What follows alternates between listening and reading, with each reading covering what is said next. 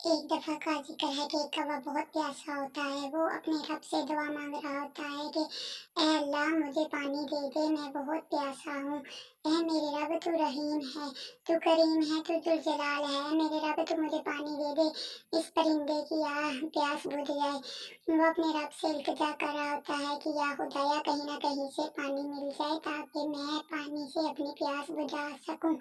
वो पानी की तलाश में इधर-उधर फिर रहा होता है, वो जा रहा होता है, उड़ रहा होता है, ताकि कहीं से पानी उसको मिल जाए। वो पानी की तलाश में जब जा रहा होता है कि इधर दरख्त से एक दरख्त से दूसरे दरख्त पे जा रहा होता है, फिर दूसरे दरख्त से एक पहले वाले दरख्त पे आ रहा होता है, फिर इसी तरह वो पानी की तलाश में होता है ताकि कहीं न कहीं उसको पानी मिल जाए और वो अपनी प्यास बुझा सके।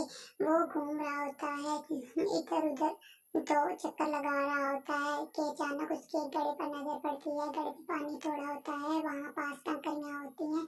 वो उसको तरकीब सूझती है, वो कंकरियाँ उठा के उसमें फेंकता है ताकि पानी ऊपर आ सके और जैसे ही पानी ऊपर आता है, वो अपनी प्यास बुझाता है और अपने रब का शुक्र अदा करता है कि ऐ खुदाया तूने मुझे पानी दिया।